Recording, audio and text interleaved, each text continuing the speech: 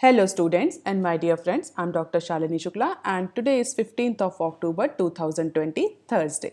Inspiration of the day is student life is the seed of your life, plant it wisely. In today's discussion, we are going to cover these articles.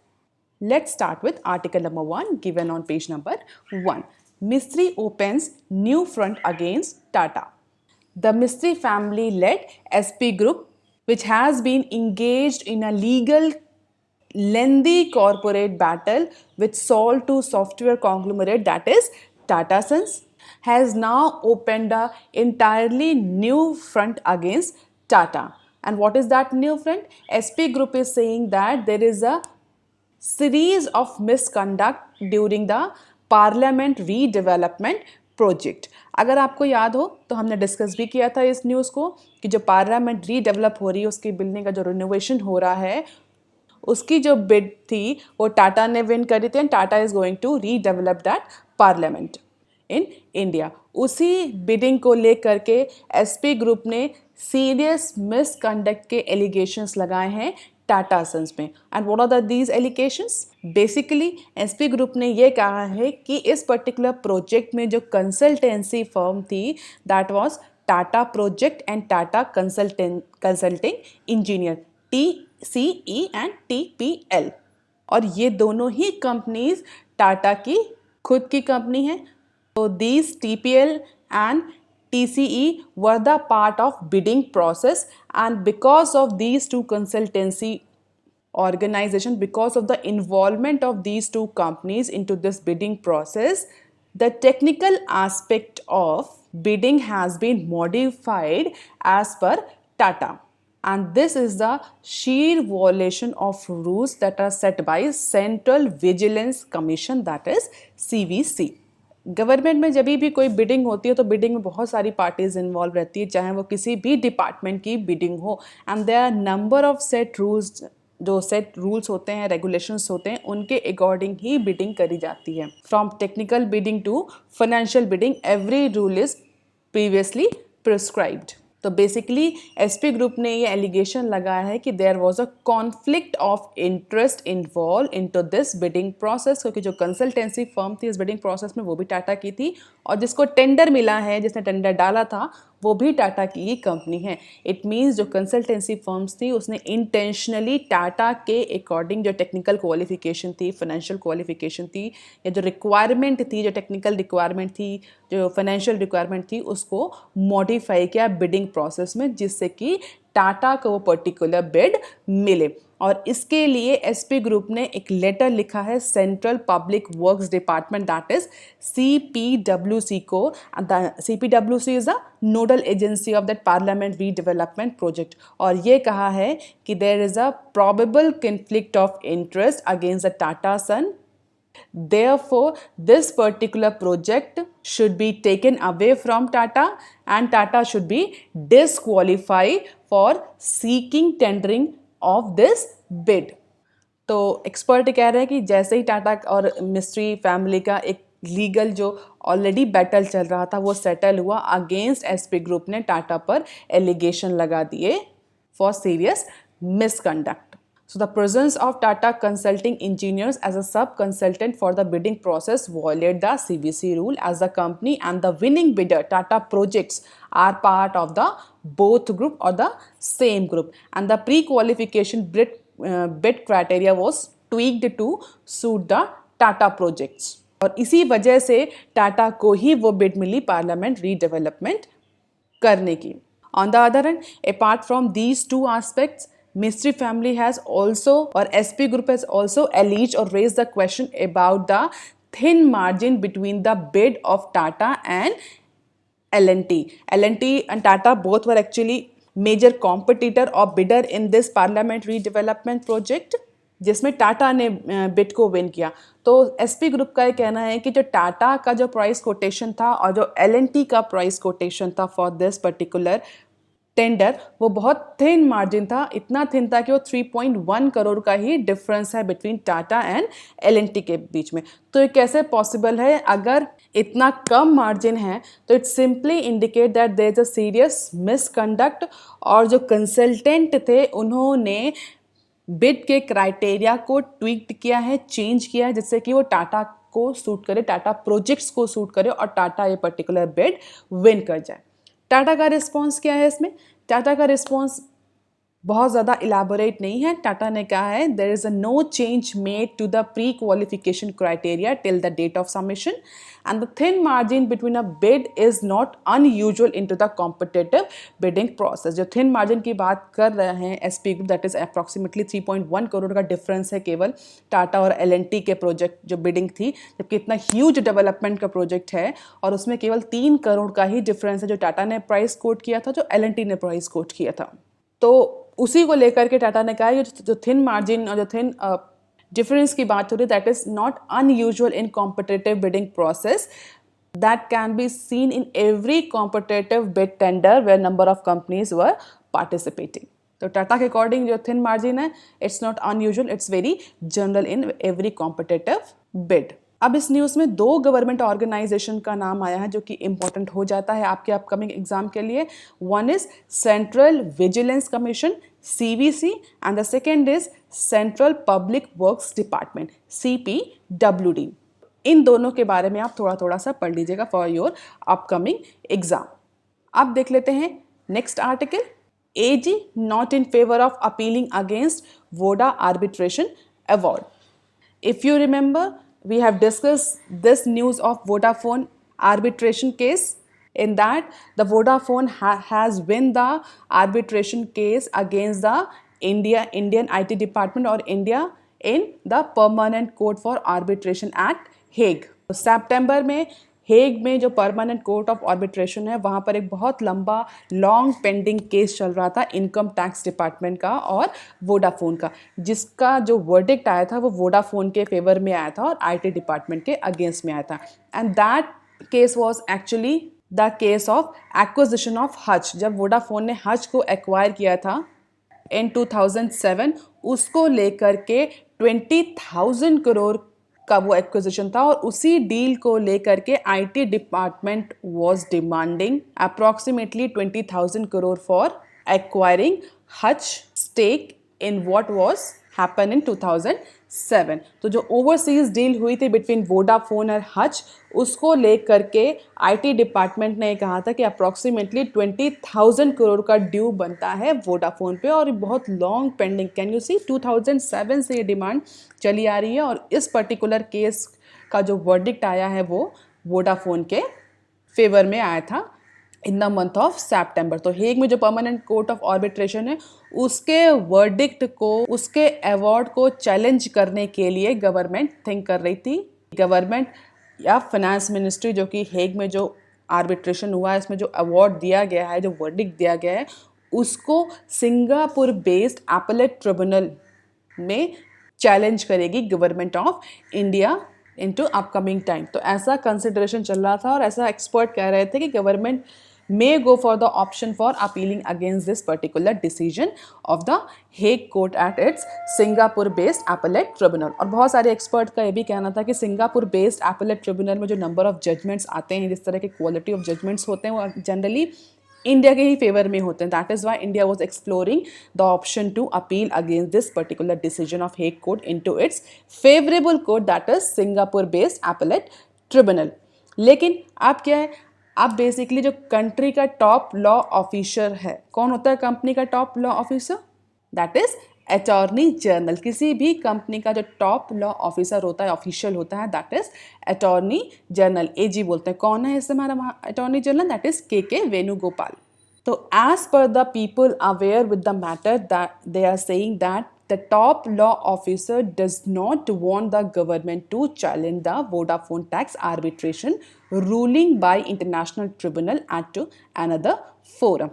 Attorney General जो India का, he is not very much convinced or he is not actually in very much favor of this appeal against the decision of Hague Court।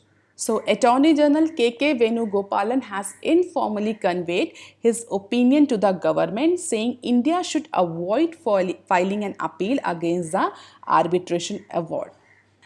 क्यों? अब reason है कि क्यों हमारे जो attorney general साहब हैं क्यों मना कर रहे हैं, why he is not actually in the favour of this appeal. तो उसके कुछ पॉइंट्स हैं।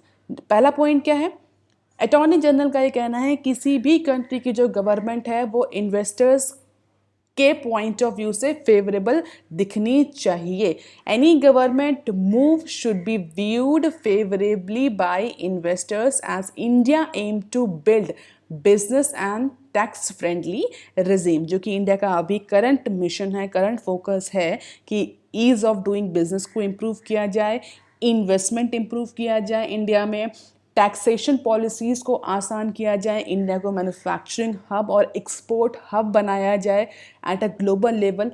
अगर गवर्नमेंट के ये सारे फोकस हैं तो गवर्नमेंट का जो ये डिसीजन है इस हेग कोर्ट के अगेंस्ट अपील करने का, that may be viewed as unfavorable by the investor and may hamper the image of country India. तो सबसे इंपॉर्टेंट पॉइंट तो अटॉर्नी जनरल का ये है. दूसरा, the tax outgo in this case is insignificant and immaterial. 20,000 crore का जो amount है, it's not a very huge amount for that government should involve in to this tussle with a company that is Vodafone. की इतनी बड़ी government एक छोटी company से involve हो जस्ट फॉर 20,000 करोड़ रुपीज़. तो it's not good for country's image as well. और tax outgo जो है, जो टैक्स जा रहा है, that is very insignificant and immaterial. कि हम उस पर्टिकुलर केस को परस्यू करें, उस पर इतनी कॉस्ट लगाएं just for the 20,000 crore rupees. On the other hand, जो तीसरा पॉइंट अटॉर्नी जनरल ने प्रेजेंट किया है, that is no point in dragging the matter when an international tribunal has as well as the top Indian court has ruled in favor of Vodafone. सीधा सा एजी का ये कहना है कि जब ऑलरेडी इंटरनेशनल कोर्ट ने, इंडिया की टॉप कोर्ट, इंडिया की apex court that is supreme court ने वोडाफोन के फेवर में वर्डिक्ट दिया है, डिसीजन दिया है, रूलिंग दी है, then there is a no point for going into the third point कि हम तीसरी एक सिंगापुर बेस्ड एपेलेट ट्रिब्यूनल में जाएं और गवर्नमेंट जाए उस चीज़ को और उसके लिए परस्यू करे उस पर्टिकुलर केस के लिए. देखा जाए तो बेसिकली ये तीनों पॉइंट्स बहुत ही लॉजिकल पॉइंट्स हैं. और सबसे इम्पॉर्टेंट पॉइंट जो थर्ड है कि इन केस अगर वहाँ पर भी गवर्नमेंट के अगेंस्ट रूलिंग हो जाती है, आईटी डिपार्टमेंट के अगेंस्ट रूलिंग हो जाती है, in that case the image of India as a investor friendly nation would be hampered. तो इन तीनों लॉजिकल पॉइंट्स को रखते हुए हमारे अटॉर्नी जनरल ने इंडियन गवर्नमेंट से कहा that they should not pursue this particular case of arbitration against Vodafone and the judgement और the decision given by international tribunal should be accepted. हालांकि जो आईटी डिपार्टमेंट है, रेवेन्यू डिपार्टमेंट है, उनके अपने अलग कंसर्न हैं. तो गवर्नमेंट के पास दो ऑप्शन है, whether government can file an appeal against the arbitration award to Vodafone by December end और टू एक्सेप्ट इट. अब गवर्नमेंट क्या डिसीजन लेती है that is something else. But इस न्यूज़ में आपके लिए अटॉर्नी जनरल और अटॉर्नी जनरल का मैंडेट, उसकी पावर, उसकी रिस्पॉन्सिबिलिटीज़ बहुत इंपॉर्टेंट हो जाती हैं. कंपनी का टॉप लॉ ऑफिशियल होता है attorney general, if you know. उसको हर कोर्ट में ऑडियंस का राइट प्रोवाइड है. Attorney general can go into any court and can sit as an audience even in supreme court as well. हालांकि इसके बहुत सारे अदर पावर्स हैं. You can go with any polity book and can actually read about the Attorney General, because Attorney General is consistently in news because of number of issues. अगर आपको याद हो तो अटॉर्नी जनरल का contempt of court के case में बहुत important role होता है, तो उसको लेकर भी अटॉर्नी जनरल कंटिन्यूसली न्यूज़ में थे. तो attorney general is one of the very important part of for your upcoming exams. थोड़ा सा डिटेल में आप इसको पढ़ सकते हैं. अब देख लेते हैं article number 3 given on page number 6. GST shortfall Tamil Nadu 21 state to pick option 1. तो Tamil Nadu has become the 21st state to pick up the option 1 to assess the additional market borrowing of rupees 9,627 crore on Wednesday. If you remember, 20 states ने opt किया था option 1 for compensating their GST revenue loss, जिसमें तमिलनाडु अब 21वां state बन गया है जिसने government के option 1 को opt कर लिया है. And taking the total borrowing permitted by center to 78,000 crore over and above 1.1 trillion special window provided to all state in order to compensate for inadequate GST cess collection.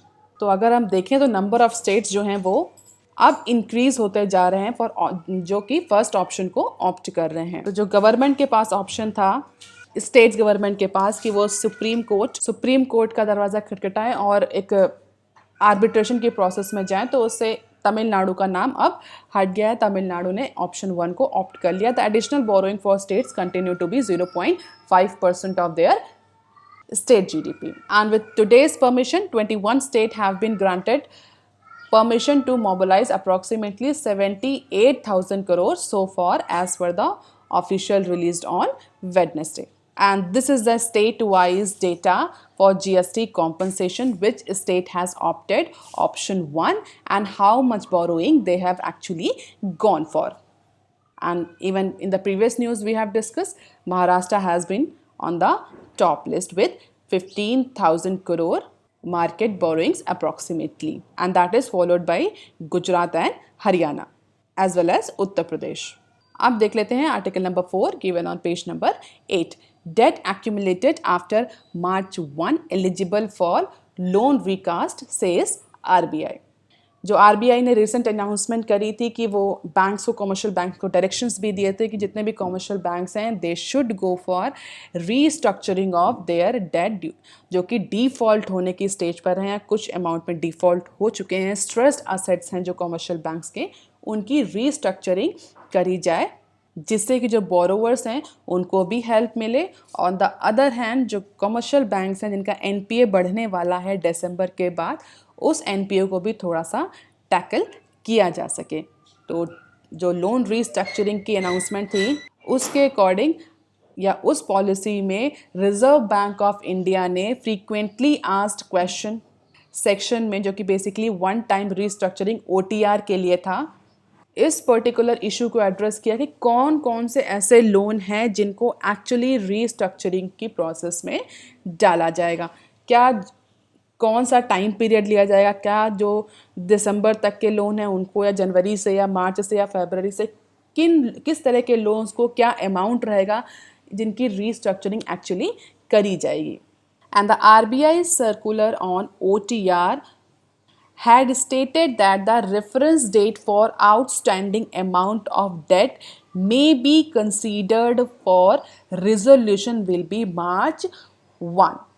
It means मार्च 1 के बाद के ऐसे loan जो कि stress की condition में आ गए हैं उनको आरबीआई कंसीडर करेगा कि ये सारे लोन केवल ऐसे लोन हैं जो कि कोविड-19 के इम्पैक्ट की वजह से फाइनेंशियल स्ट्रेस की कंडीशन में आए हैं या डिफ़ॉल्ट की कंडीशन में आए हैं।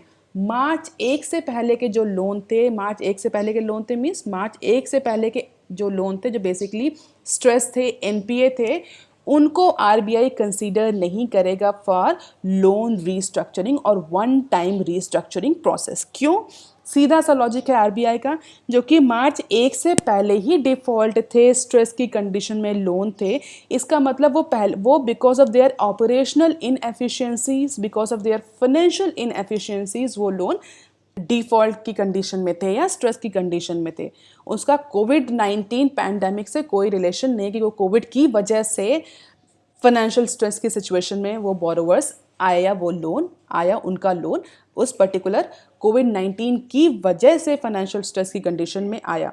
तो आरबीआई ने मार्च 1, 2020 की डेट को डिसाइड किया है कि इसके बाद के लोन जो कि इस पर्टिकुलर डेट के बाद के ऐसे लोन जो कि अपना रीपेमेंट नहीं कर पाए प्रिंसिपल अमाउंट का, इंटरेस्ट अमाउंट का, केवल उनको ही रीस्ट्रक्चरिंग की प्रोसेस में डाला जाएगा। So bankers said many changes occurred in about 7 months both for borrowers who opted for moratorium and those who did not avail of holiday or tax holiday or moratorium holiday. For example, in business units, working capital levels and the amount of interest levied would be different as compared to March 2020. Commercial banks का भी यही कहना है कि मार्च 1 के बाद ही जो borrowers थे उनके जो लोन रीपेमेंट्स आ रहे हैं उसमें चेंज काफ़ी ज़्यादा आया है। तो आरबीआई की जो ये डेट 1 मार्च रखी गई दैट इज़ एप्रोप्रिएट, क्योंकि लास्ट 7 मंथ्स में दोनों ही तरह के लोन्स में, ऐसे लोन्स जिन्होंने मोराटोरियम की फैसिलिटी ऑप्ट करी और ऐसे लोन जिन्होंने नहीं ऑप्ट करी, ऐसे बोरोवर्स जिन्होंने अवेल नहीं करी इंटरेस्ट हॉलीडे की पॉलिसी, इन दोनों ही तरह के लोन्स में इन 7 महीनों में बहुत ज़्यादा चेंजेस आया है। और इन्हीं 7 महीनों की वजह से, 7 मंथ्स की वजह से जो एनपीए का जो लेवल है कमर्शियल बैंक्स में वो चेंज होगा, सिंपली इंक्रीज करेगा। तो जो ये मार्च 1 की डेट रखी है, that is actually apt as per the commercial banks as well. Student remember, March 1 की डेट मीन्स ऐसे लोन जो कि मार्च 1 के बाद डिफॉल्ट होना शुरू हुए, या ऐसे लोन जिनका repayment, interest payment, whether the interest payment March 1 के बाद डिफॉल्ट होना शुरू हुआ, केवल उन्हीं लोन्स को वन टाइम रीस्ट्रक्चरिंग के प्रोसेस में कंसीडर किया जाएगा। ऐसे लोन जो कि मार्च 1 से पहले ही डिफॉल्ट थे, स्ट्रेस थे या इनमें लोन रीपेमेंट नहीं आ रहा था, उनको रीस्ट्रक्चरिंग के प्रोसेस में कंसीडर नहीं किया जाएगा। That loan will be considered as a normal NPA और उनको उसी तरीके से टैकल किया जाएगा। अब देख लेते हैं some other news clips. Infy outshines rivals with Q2 numbers. So continuing with this industry leading performance, Infosys, that is India's second information technology services company, on Wednesday has delivered the healthy set of numbers in even the second quarter. तो second quarter में भी जो इंफोसिस है उसने street की expectation से ज़्यादा अच्छा परफॉर्मेंस दिया है, even better than the industry leader और industry player, that is Tata consultancy and Wipro. और हर सेगमेंट में revenue, net profit, profitability, in all across the financial parameter the company has shown the strong improvement, and that is well diversified as well across the all key verticals and geographies. और जैसा कि हम recent time में देख ही रहे हैं, जो IT stock है, चाहे वो टीसीएस का हो, चाहे वो विप्रो का हो, चाहे वो इंफोसिस का हो, all the IT stocks are actually performing well. अब देख लेते हैं नेक्स्ट क्लिप। टाटा's PEs in talk with big basket for stake sale. Tata, along with the other private equity investor or venture capital investors, they are in continuously talk with the Bangalore-based online grocery firm, that is Big Basket. It means Tata is seeking to invest into Big Basket by buying the significant amount of stake. Or not only Tata, even other private equity investors are also in talk with Bangalore headquartered online grocery firm, that is Big Basket, so that they can actually invest into the stake. Even the Mumbai headquartered automobility technology conglomerate is also looking at 20% stake in the Alibaba backed firm, apart from 2 other board seats. और जो decision लिया जाएगा that may be taken at the end of the month, और अक्टूबर के and तक decision ले लिया जाएगा कि कितनों को कौन कौन से इन्वेस्टर्स एक्चुअली बिग बास्केट में इन्वेस्ट करने जा रहे हैं। It means we can easily see जितने भी प्राइवेट इन्वेस्टर्स हैं, इवन टाटा जैसी कंपनीज भी अब ऑनलाइन ग्रोसरी स्टोर को, ऑनलाइन मार्केट को टैप करने की कोशिश कर रही है। इवन टाटा ने तो सीरीज ऑफ अनाउंसमेंट किए थे पब्लिक में कि that Tata is going to develop the super app till that December, जो कि दिसंबर तक लाइव हो जाएगा फॉर डिफरेंट सर्विसेज। इसीलिए टाटा बिग बास्केट में अपने स्टेक को एक कंसिडरेबल इंपॉर्टेंस दे रहा है। आप देख सकते हैं next clip. Expensive vegetable, high metal prices push WPI inflation to 1.32%. Rising inflation is the headache for RBI now these days. Even CPI and WPI both are disturbing the RBI's monetary policy, and because of this inflation only RBI is not able to take any significant policy change. अभी recently थोड़े time तक there was a huge difference between WPI and CPI. WPI इतने amount से नहीं बढ़ रहा था, WPI जो इन्फ्लेशन थी वो इतने सिग्निफिकेंटली नहीं बढ़ रही थी जितना सिग्निफिकेंटली CPI बढ़ रहा था। कंज्यूमर प्राइस इंडेक्स जो थी उसमें जो उसके अकॉर्डिंग उसका इन्फ्लेशन जो है, उस इंडेक्स का जो लिंक्ड इन्फ्लेशन है वो उसमें फूड इन्फ्लेशन और even the core inflation were at a highest point. Food inflation तो रिसेंटली 10 का पॉइंट भी क्रॉस कर चुकी थी। WPI और CPI में बहुत ज़्यादा डिफरेंस था, जिसकी वजह से भी RBI कोई डिसीजन नहीं ले पा रही थी, क्योंकि WPI नहीं बढ़ रहा था। रीज़न बिहाइंड जो होल सेलर्स हैं उनमें बिजनेस बहुत ज़्यादा नहीं बढ़ रहा था, बिजनेस बहुत फुली ऑपरेट नहीं कर रहे थे, इससे WPI बहुत सिग्निफिकेंटली नहीं बढ़ रहा था. On the other hand, because of the supply chain disruption, because of the labour सब डिस्ट्रप्शन, लेबर मार्केट डिस्ट्रप्शन, जो इवेंचुअल कस्टमर है जिसमें CPI इसको हम तक जो नॉर्मल रिटेल कस्टमर्स तक जो इन्फ्लेशन पहुंचती है उसमें इंक्रीज होता जा रहा था, स्पेशली फूड इन्फ्लेशन पे. But recently the wholesale price index based inflation rate rose for the second month in a row in the to 1.3% from 0.16% into the previous month. क्यों? इसका basic reason vegetable and high metal prices. So inflation in manufacturing items also shows some uptick because of the rise in the prices of some metal. तो हम ये कह सकते हैं अगर WPI थोड़ा इंक्रीज हो रहा है तो कहीं ना कहीं इस बात को कहा जा सकता है कि बिजनेस एक्टिविटीज़ थोड़ा बहुत रिज्यूम करना स्टार्ट हो चुकी हैं. ऑल्दो ज़्यादा WPI भी एक अच्छा इंडिकेशन नहीं है. इंडिया की कंडीशन इस समय यही है, high inflation, low employment, or we can say high unemployment and lower GDP growth. So India is now in the condition of stagflation. So wholesale prices had remained in the deflationary phase for the last 4 months before August, as we have discussed.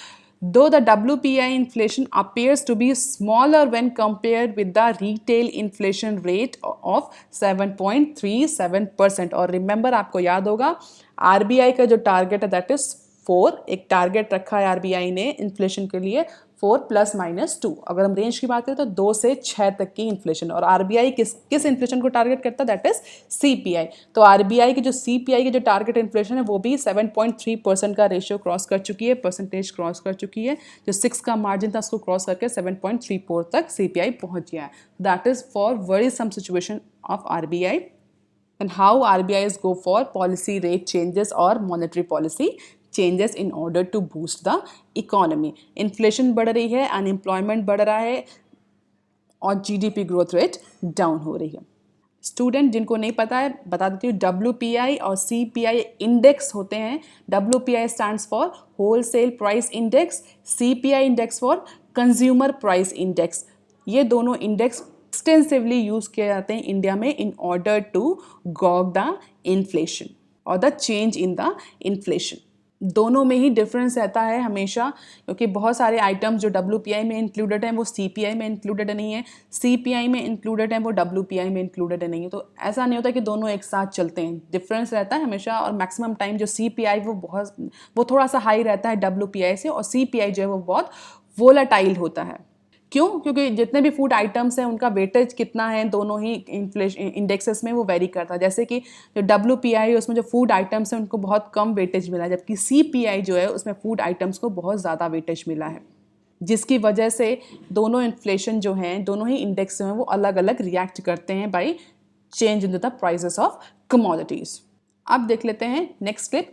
Center plan to implement labor code on April 1. So finally, the National Democratic Alliance, that NDA-led government, has planned to bring the all changes into the labor code into implementation on April 1, and government is now going to prepare the roadmap for it. The draft center rule for 3 labor codes, that is industrial relation, social security and occupational safety, health and working conditions, to be made public from November 15 to November 30.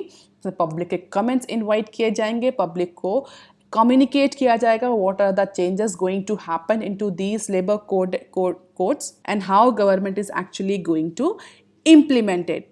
And 45 दिन की window दी जाएगी government public को कि public उस particular draft rule पे comment करे और अपने सजेशन दे.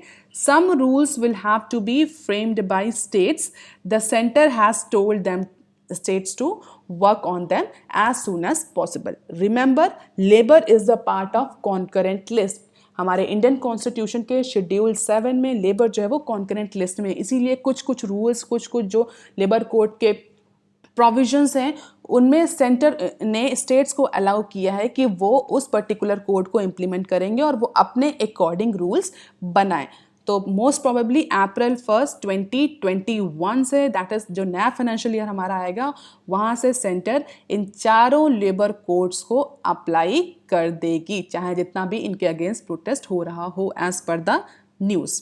अब देख लेते हैं next clip. Share holders of LVB divided on clicks deal. If you remember, clicks ने ऑफर किया था कि वो 90% स्टेक खरीद लेगी LVB ग्रुप में, that is Lakshmi Vilas bank में, और जिसके लिए उसने अथॉरिटीज को भी अप्रोच किया था कि कुछ उसे नॉर्म्स में रिलैक्सेशन दी जाए।